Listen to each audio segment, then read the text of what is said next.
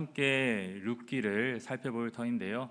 함께 이 시간 살펴보는 이 룻기는 성경에서 극히 드물게 소개되는 이방 여인입니다.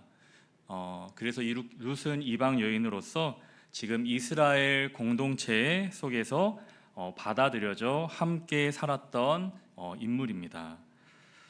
이방 여인인 룻을 이 보아스와 나오미와 그리고 이 이스라엘 공동체가 어떻게 선대하였는지에 대해서 넉 장에 걸쳐 그렇게 소개하고 있습니다.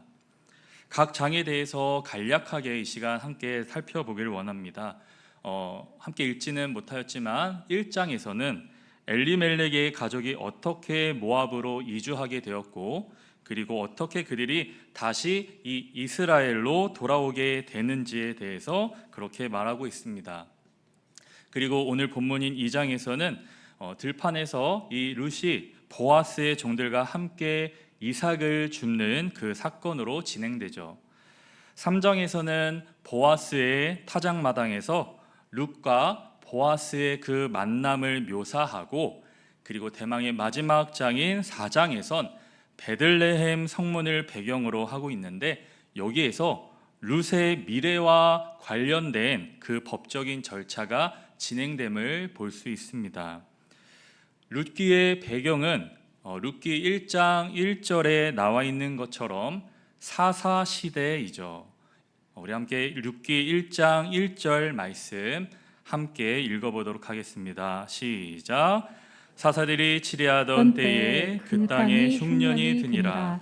유다 베들레헴의 한 사람이 그의 아내와 두 아들을 데리고 모압 지방에 가서 거류하였는데, 사사시대는 종교적, 도덕적, 정치적인 타락과 부패가 정말 극에 달하여서 머지않아 하나님의 나라가 붕괴될 그러한 위급한 상태에 있었습니다.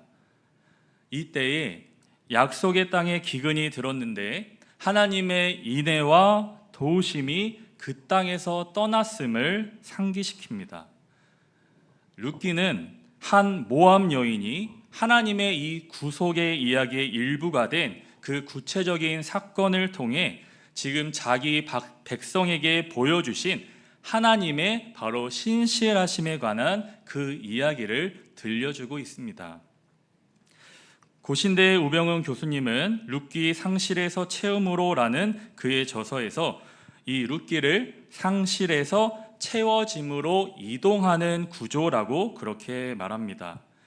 1장에서의 룻은 모든 것을 상실했죠. 그런데 마지막 장을 살펴보게 되면 룻은 모든 것을 갖게 되었고 나오미와 더불어서 크게 기뻐하는 것을 확인하게 됩니다. 이처럼 룻기는 한 여인의 그 인생이 마치 텅 빈 데서 가득 차서 넘치는 대로 점점 그렇게 나아가는 모습을 볼 수 있습니다. 여러분, 그렇다면 우리는 어떠합니까? 가진 것이 없던 우리가 예수님을 만나 새 생명을 얻었고, 공허하고 그리고 무의미하던 인생이 가득 차고 그리고 참된 의미를 갖게 되지 않았는지요? 오늘 본문을 함께 이해하시는데 도움을 드리고자 몇 개의 그림을 준비하였습니다. 먼저 첫 번째 그림 보여주시고요. 화면에 나온 이 그림은 1650년 야곱 시몬스 피나스 작품의 베들레헴으로 돌아온 나오미와 룻이라는 작품입니다. 룻기 1장 22절 말씀에 나오미가 이 룻과 함께 모압으로부터 이 보리 추수 시작할 때에 이 베들레헴으로 돌아온 것을 알 수 있죠. 오늘 읽은 말씀은 룻기 2장의 말씀으로 이 룻이 보아스를 만나게 되는 그 장면과, 그리고 앞으로 이 룻에게 일어날 그 일들에 대한 이 복선이 그려지는 그러한 장면입니다.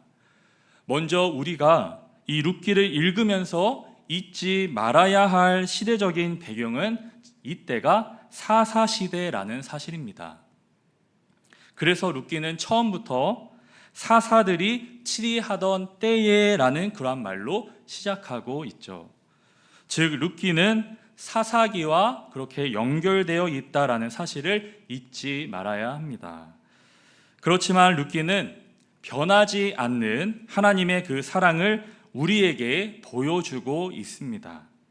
분명 같은 사사시대의 이야기인데 사사기와는 다른 그러한 결과를 보여주고 있죠. 그렇다면 그 이유가 무엇일까요? 사사시대의 결과는 참혹했을지라도 하나님은 여전히 이 사사시대에도 이스라엘과 함께 했음을 보여주는 것이며, 그러한 사사시대를 살아가던 그 백성들이 그 시대 속에서 어떠한 삶의 모습을 살아낼 때 이 하나님의 그 사랑을 만날 수 있었는지를 보여주고 있는 것입니다. 이 시간 베들레헴으로 돌아온 이 두 과부 나오미와 룻의 그 삶에는 과연 어떠한 일이 펼쳐져 있는지, 그리고 하나님께서 이들을 위해 무엇을 준비하셨는지를 함께 살펴보도록 하겠습니다. 먼저 1절과 2절에 이 나오미와 룻은 자신들에게 아무것도 없다라는 것을 발견합니다.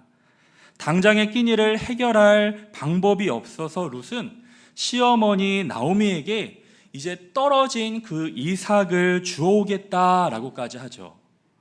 이 구절을 살펴보면 이 룻이 모세의 율법에 대해 맞지 않는 것 같습니다.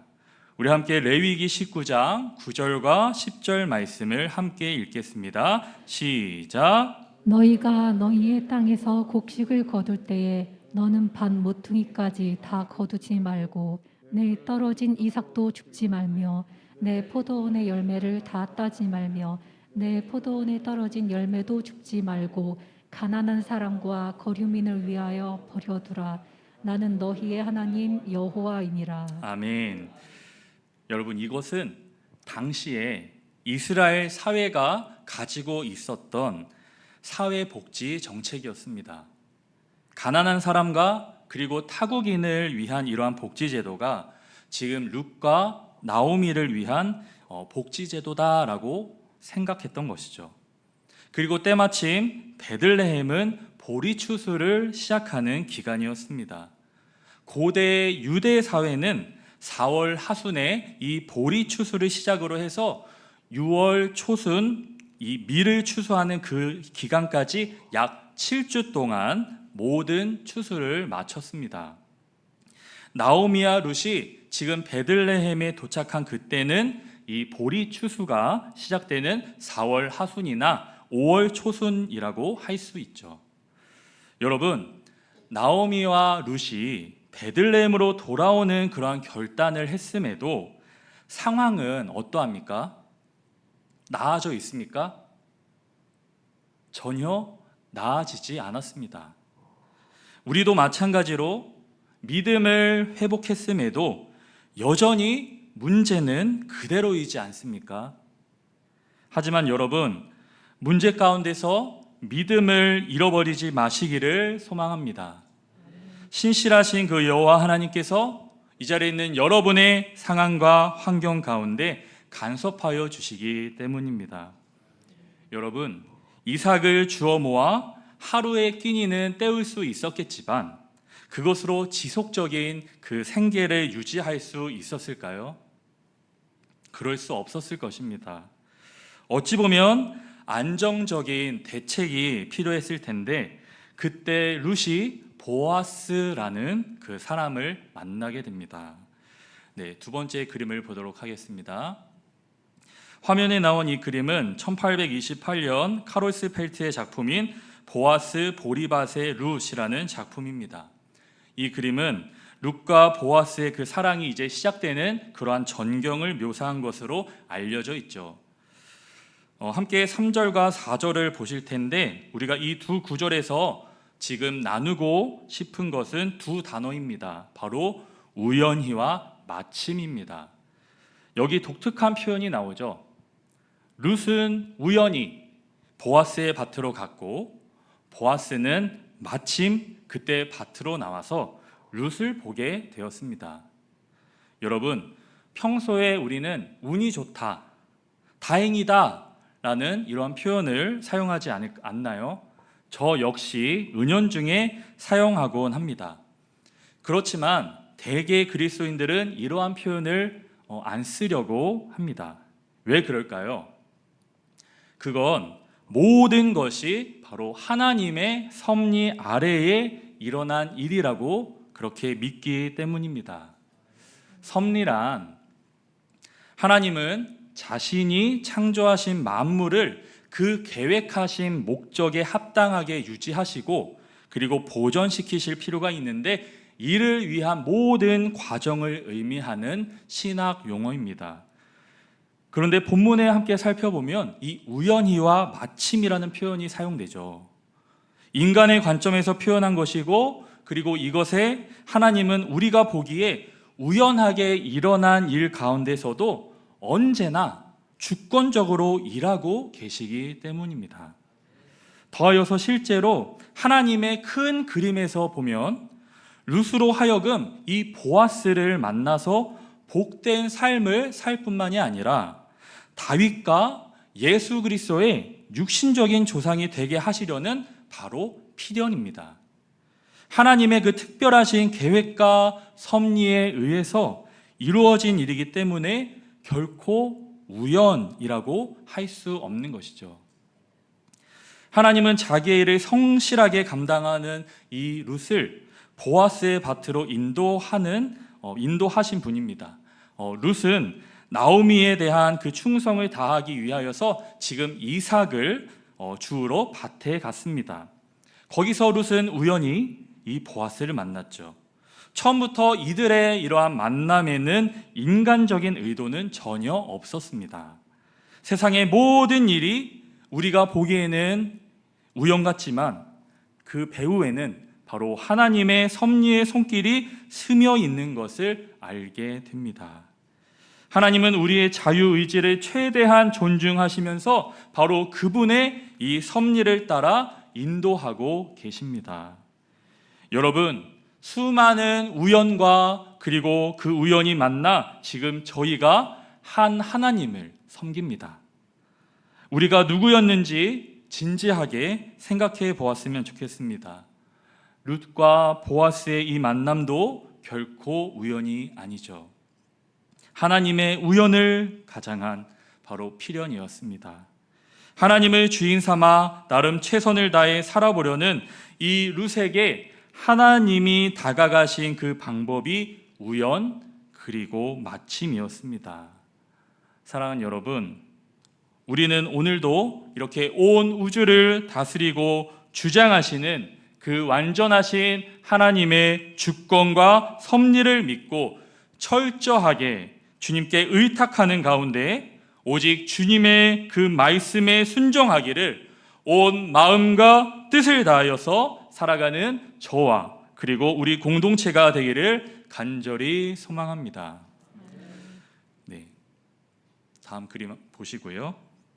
화면에 나온 이 그림은 1850년 밀레의 추수 중의 휴식 룻과 보아스라는 작품입니다. 네, 이 그림은 지금 추수 중에 휴식을 하고 있는 이 농가의 그 장면을 이 룻기를 모티브로 삼아서 그린 걸작이죠. 보아스는 일꾼들에게 이 룻을 소개하면서 이삭을 줄 때 책망하지 말고 신경 써달라라고 당부하고 있는 것 같고, 룻은 이삭을 한가득 주워 가지고 있지만 이 당당한 보아스와 대비되는 그러한 모습으로 보입니다. 그리고 일꾼들은 주인 옆에 있는 그 여인이 어떠한 사람인가 하고 룻에게 집중하고 있는 듯하죠. 오늘 본문 5절부터 7절까지는 보아스가 그의 삶 가운데서 이 룻을 처음으로 보게 되는 그 순간을 나타내고 있습니다. 보아스는 룻을 보자마자 일꾼을 거느린 그 사환에게 묻습니다. 5절에 보아스가 이 룻이 누구인지 사환에게 묻되 이 룻은 파산한 집안의 여인 나오미의 며느리, 모압 여인 즉 이방 여인, 그리고 부지런히 이 이삭을 줍는 여인이라고 그렇게 소개합니다. 이러한 설명 가운데 이 룻은 절망스러운 그러한 상황에서도 낙심치 않고 아주 부지런히 일했음을 알 수 있습니다.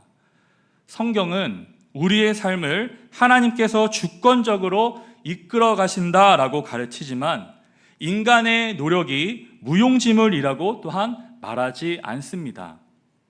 이 말인즉슨 우리가 할 수 있는 일은 해야 한다라는 말이죠. 하나님의 은혜를 기다리는 사람의 어찌 보면 기본적인 그 태도를 말하고 있는 것입니다. 이러한 삶의 모습이 바로 나를 향해 다가오신 하나님의 은혜를 나의 것으로 삼는 것이며 계속되는 이 은혜의 길을 걷는 것임을 보여주고 있습니다.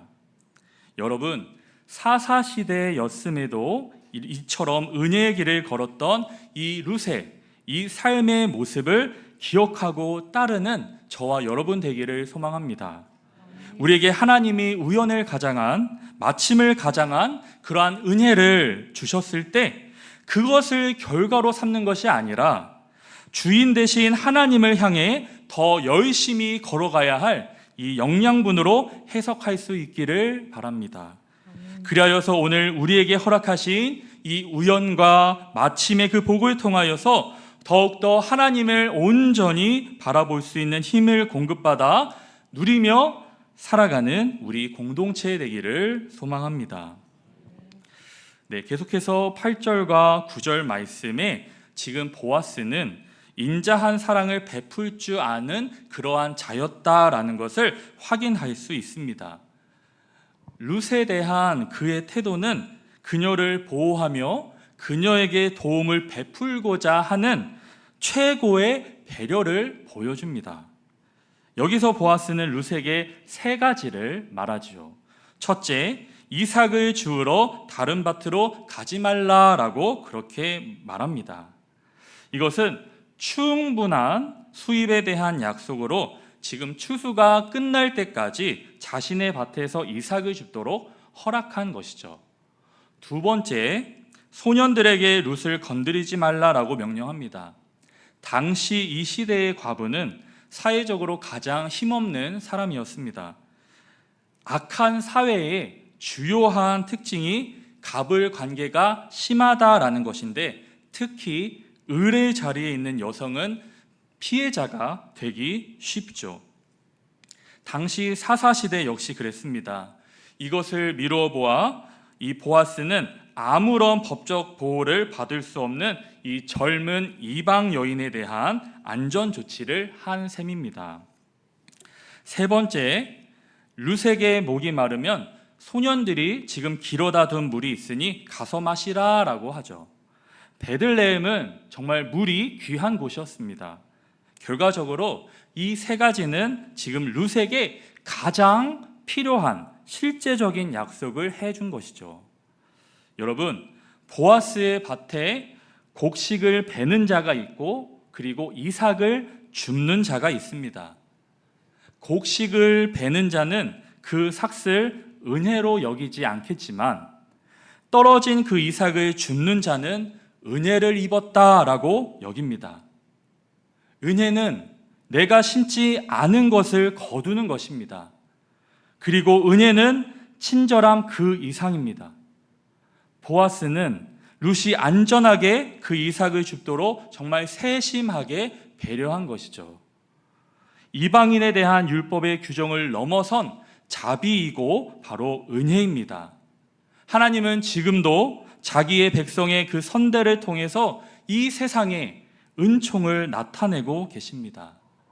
사랑하는 여러분, 내가 은혜 아래 있음을 보여주는 그 사랑의 열매가 지금 여러분의 삶 가운데 나타나고 있습니까?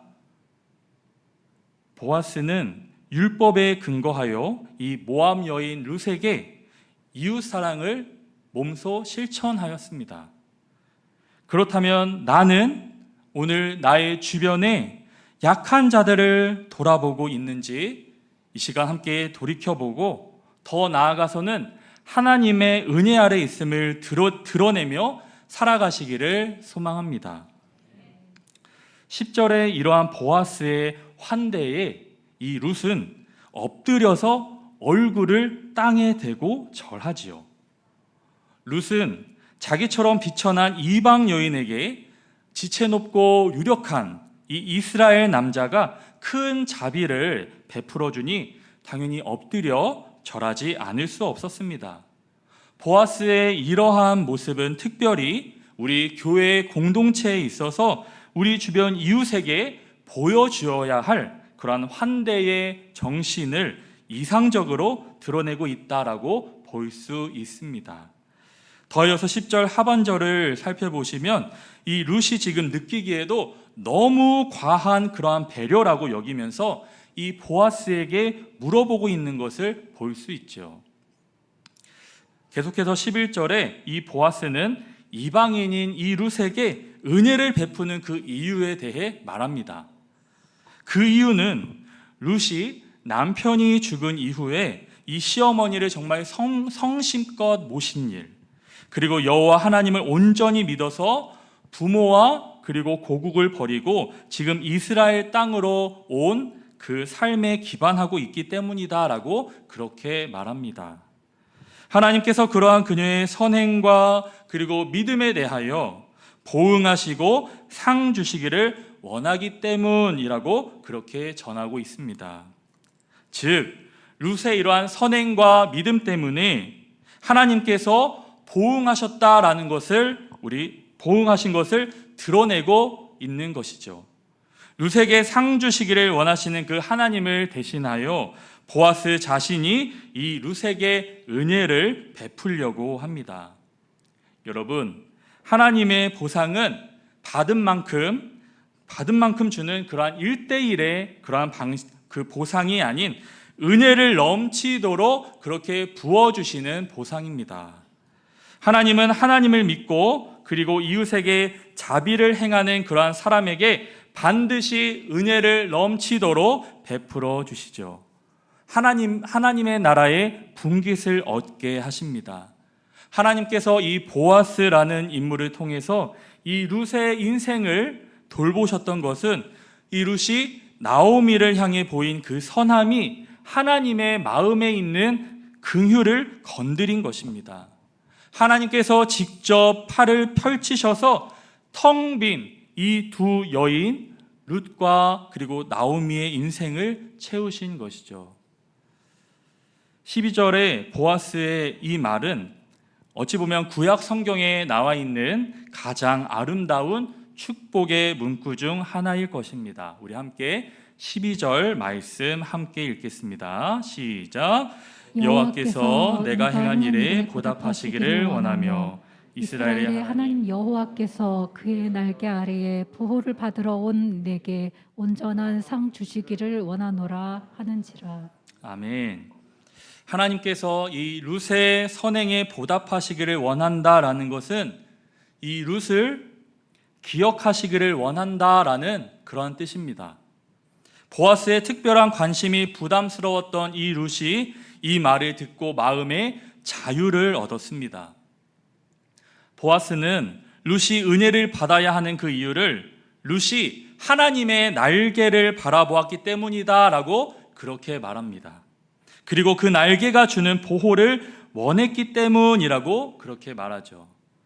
그녀를 다스리시는 분이 바로 이스라엘의 하나님이라고 여겼기에 그녀는 천대받는 그러한 이방인으로서의 그 삶을 감내해낼 수 있었던 것입니다. 성경에서 하나님의 날개는 안전과 평안의 장소, 새 힘을 얻는 장소, 소망의 장소로 묘사됩니다. 이것이 하나님께서 룻에게 주시는 바로 온전한 상입니다. 온전한 상은 한마디로 말해 하나님 자신을 말합니다. 창세기 15장 1절에 하나님은 아브라함과 언약을 맺으시며 아브라함아 두려워하지 말라 나는 내 방패요 너의 지극히 큰 상급이니라 라고 그렇게 말씀하시죠. 그 하나님께서 이 룻을 언약 백성으로 삼으시고 삶의 보호자이고 영생의 아버지가 되어 주신 것입니다. 룻에게 더 이상 걱정할 것이 없는 가장 큰 이유는 하나님 자신이 직접 이 큰 상급이 되어주시기 때문입니다. 하나님께서 이 룻이 합당한 삶을 살았을 때 인애로 보상해 주셨습니다. 보아스는 룻의 이러한 행동에 근거하여 축복하고 있습니다. 인간은 하나님의 축복이 없이는 정말 한시라도 살아갈 수 없는 존재입니다. 보아스는 룻이 행한 것에 대하여 하나님께서 보상해 주시기를 그렇게 간구했습니다. 그리하여 여호와의 날개 아래에 거하게 되었던 것이죠. 이것은 궁극적으로 보아스의 보호 아래 거하게 된 것입니다. 하나님께서는 우리의 공적에 따라 은혜를 베푸시는 것은 아니지만 우리가 은혜를 계속 누리며 살기 위해서는 하나님 백성답게 그렇게 살아가야 합니다. 하나님께서는 하나님을 신뢰하며 살아가는 그의 백성을 친히 보호하실 것이고, 또한 하나님은 그를 의지하며 사는 자들을 결코 실망시키지 않을 것이기 때문입니다. 마지막 13절에 하나님께서 이 룻에게 상급을 주신 것이 한편으론 그녀의 사랑과 믿음의 행동 때문이지만 다른 한편으로는 하나님의 자비와 은혜에 근거한다라는 것을 알 수 있습니다. 말씀에 당신의 하녀 중에 하나와도 같지 못하다라고 한 것은 사회 신분상 가장 비천한 사람이라는 뜻이죠. 룻은 자신을 하녀라고 낮춰서 부릅니다. 또한 보아스의 그 말이 위로가 되고 지금 마음을 기쁘게 하는 말씀이 된다라고 합니다. 여기서 마음을 기쁘게 하는 말씀이란, 이것을 원문으로 살펴보면 마음에 와 닿는 말씀이란 표현으로 사랑과 그리고 동정심이 가득 담긴 말이라는 뜻입니다. 비천한 자신을 이 보아스처럼 유력한 자가 알아주고 정말 세심히 보살펴주는 것에 감동을 받은 것이죠. 그 안에서 바로 하나님의 사랑을 느꼈을 것입니다. 여러분, 하나님의 위로는 사람과 그리고 사건을 통해 구체적으로 전달됩니다. 보아스에게서 우리는 언약적인 사랑이 성육신한 그러한 모습을 보게 되죠. 그의 말과 행동은 인애가 무엇인지 그대로 보여주고 있습니다. 보아스의 이러한 모습이 마치 예수 그리스도의 모습을 예표적으로 보여준다라는 것이죠. 죄인된 우리를 구하기 위해 예수 그리스도께서 오셨고 그리하시지 않으셔도 되었건만 오시어서 큰 자비를 베풀어 주셨습니다. 누구보다 깊이 이해하고 동정하고 율법이 요구하는 바를 넘어선 그 긍휼을 베풀어 주셨습니다. 그분은 이 세상에 작고 초라한 그 사람들의 소소한 이야기를 아시며 그 이야기들 가운데 있는 우리의 마음을 아시는 분입니다. 너무나도 감사한 것은 우리의 이러한 소소한 그러한 이야기들을 하나님께서 다 알고 계신다라는 것입니다. 여러분, 하나님께서 그저 우리를 알아주신다라는 것으로 위로와 그리고 격려를 얻을 수 있기를 소망합니다. 여러분, 구원은 오직 은혜에 근거합니다. 은혜로우신 하나님의 언약적 사랑 때문이죠. 룻이 받은 은혜도 놀라운 것이지만 우리는 더 큰 은혜를 받았습니다. 그 은혜를 기억하며 감사해야 하고 우리에게 은혜를 베풀어 주신 그 하나님께 우리의 삶을 온전히 맡기고 하나님을 의지해야 합니다. 사랑하는 여러분, 하나님은 그의 백성이 서로를 대하는 태도를 통해서 역사하십니다. 하나님께서 요구하시는 것은 서로 사랑하고 충성하며 살라는 것. 바로 이스라엘 공동체의 그 삶의 원리는 한마디로 헤세드, 바로 인애의 삶인 것이죠. 약한 자가 공궁에 빠졌을 때 강한 자가 자발적으로 도움을 베푸는 바로 그 사랑이 인애, 곧 헤세드입니다. 성도는 이 땅에서 고난당할 수 있고 또한 말 못할 그 서러움을 경험할 수 있습니다. 하나님께 순종하고 이웃을 사랑으로 섬기며 산다라고 해도 우리가 겪는 어려움이 당장 해결되지 않을 수 있습니다. 하지만 삶이 지치고 힘들어질 때 하나님께로 돌아오면 그 인내의 손길을 펴신다라는 데 있습니다. 하나님 앞에서 올바른 성도로서 살았다면 하나님께서 주시는 그 위로를 분명 받을 수 있을 것입니다. 사랑하는 여러분, 그리스도인인 우리의 삶은 곧 인내의 삶이어야 합니다. 텅 빈 우리의 삶을 인내로 채우시는 그 하나님의 역사하심을 경험하며 살기를 소망합니다. 주님께서 우리의 눈물을 씻겨주실 그 날을 기대하고 믿음으로 순종하고 서로 사랑하며 그렇게 살아가는 우리 수원광일교회 우리 모든 공동체원들 되시기를 주님의 이름으로 축복하고 소망합니다. 우리 함께 찬양하고 기도하도록